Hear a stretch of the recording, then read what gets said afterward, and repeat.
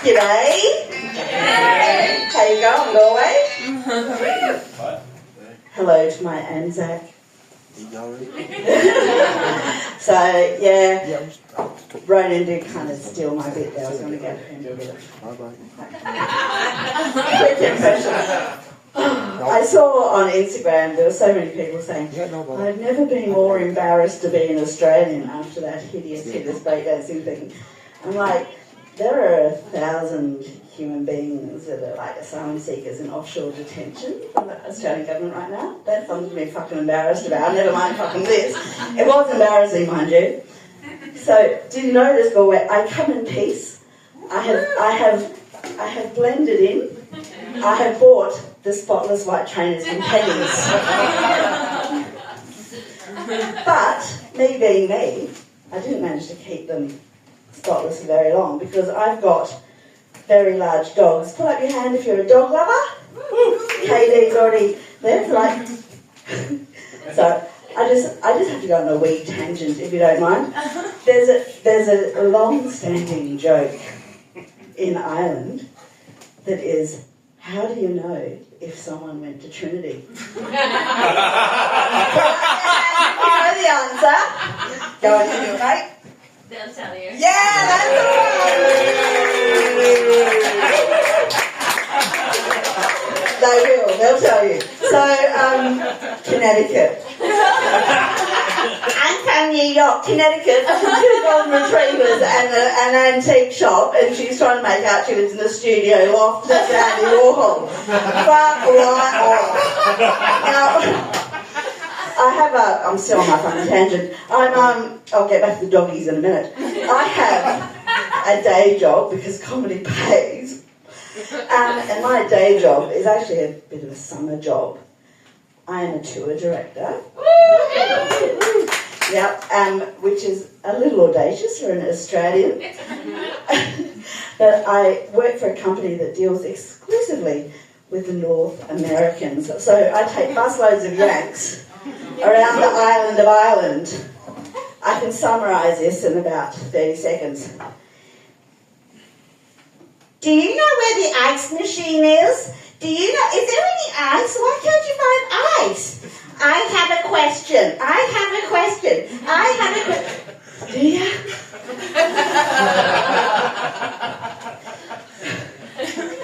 I can tell you got a question because you just said, I have a question. They're adorable though. Most of them are adorable. Well, some of them are adorable. You get used to them. I had to take one load of Yanks around the island of Ireland, and then if they're lucky, we do a little extension over to England and do London and the sites over there. And it's kind of interesting because they arrive, these Yanks, onto the island of Ireland. They meet me, very, very excited about going to England for their extension because they watch The Crown. And then they get on a bus with me. I don't sound terribly rah, but by the time we get down to Cove, and I'm like, so this is the famine queen. By the time we land in the Heathrow, they're like, come out, you black and tans. All of a sudden, they've got a whole new perspective about like where they got their fucking money. Okay, back to the doggos.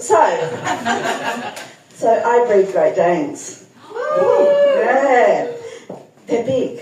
They're big. They're very big indeed. And I started breeding Great Danes because I bought one Great Dane and she was so adorable. And Vet said, "You're going to show her?" I'm like, "I might." And then I thought, I'll get another one and have babies. But we decided to like go to shows. Now, you know when you have in your mind the mental image of yourself in the nice gear running next to a beautiful animal? Have you ever seen a male Great Dane that's intact running in slow-mo in the showroom? Sorry. The most undignified footage. So I've got a bit of a whiff of the dog off me now, you might say. Now, Ireland is a dog-loving country. It is a dog-loving country. But whatever you do, don't Google Limerick bus driver. Have you heard the story? I heard a... Okay. Spoiler, I'm going to tell you, so you don't need to Google. So, there was a Limerick bus driver, and he had a thing. And he found a lady on the internet who also had the same thing. This bus driver had a German Shepherd. And he invited the lady over, because she really wanted to come over. And she wanted to be introduced to the German Shepherd in a way that, well, it's quite frankly illegal. She was allergic to dogs. Yeah. Didn't go well. So when he dialed 999, he had to come clean. To be fair play to him, he did come clean. The lady in question died. She died, which is, to my point, blackly comedic and very, very Irish, because there's nothing as tragic as a fucking funeral, but there's nothing as blackly comedic as imagining for the rest of your life someone going, how'd your mum go? See? It is one of those things, right? So, back to the thing, like, I will never get that particular. I mean, we're not going to kink shame, but come on, that's not fucking right, okay? Now, I used to work as a mobile masseuse. I know what you're thinking. It wasn't that kind of masseuse. It was just one of those things where, like, you know, sometimes people don't have the time to get into the spa, so just hire someone around to come with the massage bed, do a legit massage and move on. So I advertised my services as a mobile masseuse, and I got an email from a man saying, I'll pay you twice if I can watch you with your dog. I thought, this is insane. But what was most insane was at the bottom of the email, he said, because the poor man was so anxious, he felt he needed to explain this, as though that statement wasn't enough to sort of like make you want to pour bleach into your eyes, your ears, and down your nose. He said, you might think this is strange. And it never occurred to me until one day I came back into the house because I'd forgotten my door key and I sprung my girlfriend with my golden retriever. And I really liked it, so I was wondering if I could watch you do that with my dog for the massage. If you don't want to do this, he said, I'm fine with an ordinary massage. And I thought, can you imagine if I replied and said, yeah, I'm not doing the other bit. Yeah, I'll pop around with a bit of the old patchouli oil and do the ordinary massage. Do you think like Fido would be curled up in the corner watching me with one eye like this? I don't ever want to, like, I couldn't even think of a response, so I didn't reply to the email. There you go. So that's my Irish dog loving story. So my ex is a plumber, okay? And listen, I know, I love pipes so much. I love pipes so much I married a plumber. So he's a plumber, which means, and because I'm a dog lover and I like dogs, he would occasionally, when he would go into houses, and he works in Dublin, he'd go into people's houses, and they're usually home because no one wants a plumber sniffing around while they're not there. And if they've got a cute dog, he'd say, well, my missus is like a dog breeder and she really likes dogs. Do you mind if I take a little picture of your cute dog and send it to him? I'm like, no, it's fine. One day he was working in Dublin and there was an adorable little black pug. We all know what a pug is, don't we? Yeah, because we're all seeing men in black. Okay, so it's a little black pug. And he goes, oh, that's a cute little fella. Sorry, he actually said, that's a cute little fella, because I married an Irishman. That's how I got him. So that's a cute little fella. He says, what's his name? And the lovely little Dublin housewife, she goes, Token. And he went, oh, like South Park, like the joke South Park. And she went, what?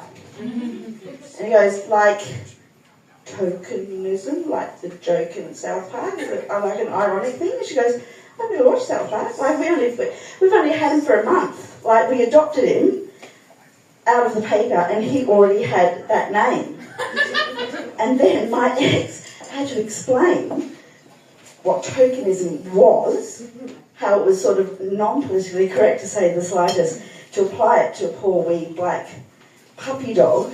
And the poor woman's like, she had been walking him off leash for a month in the local park, screaming his name. Can you imagine? Like, take him. Oh my God. So there you go, so there's dogs. So, what else can I tell you? Let me see, I've done dogs, I've done Yanks. I think we're going to have to go back to the default topic. People ask me, how'd you get to Ireland? How'd you get to Ireland? Yeah, thank you. You don't have to be interested, but I'll tell you anyway.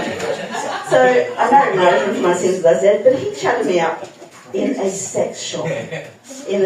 Because I worked in Perth, in the entertainment precinct of Perth called Northbridge. Now, historically speaking, Northbridge has always been the entertainment precinct and the red light district. Exactly. So, I was there in 2008, 2009, which was at the same time there were 30,000 J6 visas belonging to Irish boys in Perth at the same time.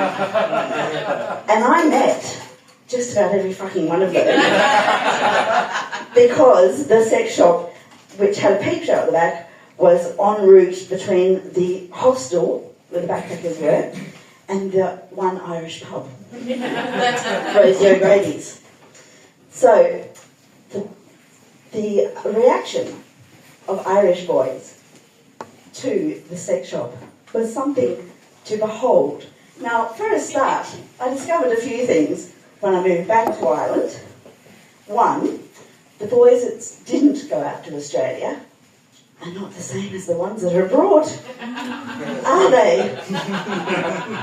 Because the ones that are abroad are a lot more bold than the ones that are like, who are worried that their mammies might see that their car was parked in the main street. But out there in Australia, away from their mammies, let loose in the sex shop, all hell reigned. And I was chatted up by many of them because they were all after a visa. At that time, no one had come back because Celtic Tiger had died. But the most memorable reaction I ever had from an Irish boy, it's really interesting. You can see, again, splitting the audience, because the Irish boys that went out and had come back, they're like, oh, yeah, good times. And then there are the women that never went out, and they sit there going like, yep. Bet fucking Seamus was with her. I lost Seamus, he went out in 2009, he never came back. I bet he was in the peep show looking at her. They don't like it. So the most memorable reaction I had from an Irish boy was he walked in to the peep show. To get to the peep show, you had to walk through the sex shop, which had walls of pumps and pills and lotions for the insecure man. Now, I am an honest person as well as being a good salesperson. So when the men would bring up the creams to the counter, they'd say, does this work? And I would say, I guarantee that it will get bigger while you're rubbing it on. So there's pumps, there's pills, you can even put, if for the desperate man, and honestly, you would weep. Can we all agree something, guys? You get what you're born with. You get what you're born with, and to go back to the cliche, it's not how deep you fish, it's how you wiggle your worm. G-spots are only 4 inches up, any more than that's a waist. So when you see the desperation of fellas that come in and buy the andropenis, the andropenis is a device that is basically putting your dick in traction. It is clamps, literally, because I have extreme product knowledge, so I would have to take these all out of the boxes and show it to the prospective clients. I'm one of those, shall I put the batteries in it for you to see how it goes on? So, the andropenis is basically a clamp with washers on the end. Yeah, the engineer gets it right away. Wear that under your clothes for 6 months, and apparently the weight of it, an extra centimetre. That is a lot of endurance, isn't it? Just to get that little fabled one. So I just think, come on now, it's sad. It is sad. And you think, if the men who spent all their time and devoted all their resources into the pills, the pumps, the creams, the andropenis, if they put that much fucking money into curing cancer, but no, they put it into their penises. So the Irish boy came in, he looked at the pumps, the pills, the andropenises, he looked at the sex dolls, he looked at the massive dildos that we had up on display, the most famous of which is, and you'll be proud of this, Catherine, the American Challenge.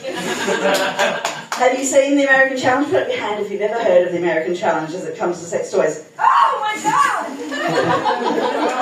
Oh, congratulations, fellas. Okay, so the American Challenge. Oh my God. He's heard of it, but he hasn't taken it home.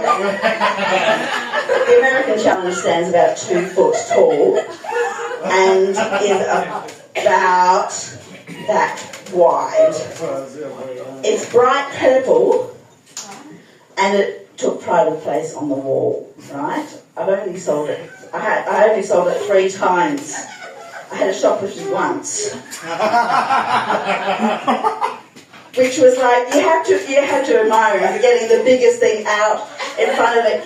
And that's because, of course, it was a backpacker, an Irish backpacker, because nothing is funnier than robbing dildos from a sex shop on a Saturday night on the way to an Irish pub, road 2 going down the road, right?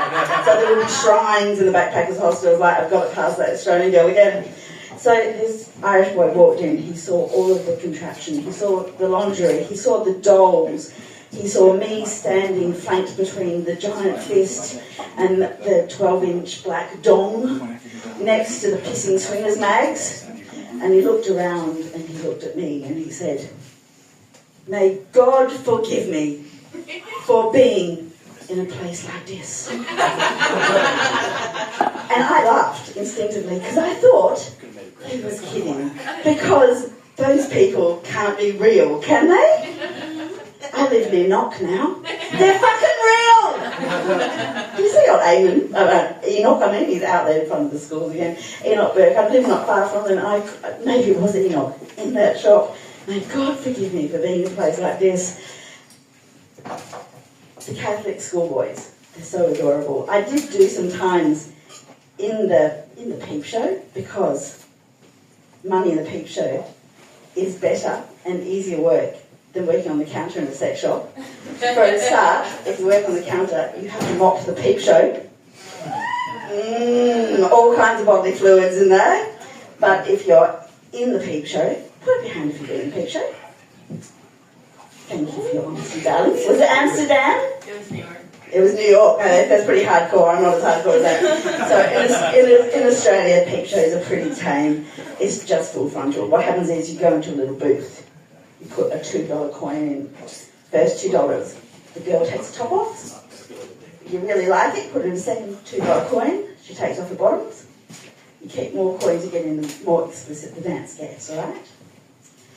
Loads of Irish boys again, plus a stream. But Catholic schoolboys, they'd go in there, they'd be in there for 10 minutes and then come out and then they'd stop at the counter and their nannies would just speak to them and they'd go, and it was, "Can you not get yourself a better job? Because you're quite pretty." I'm like, but you weren't saying that on your way in to the shop there. Catholic schoolboy guilt. So there you go. I'm Mama Duck. You've been fabulous. And I'll see you around.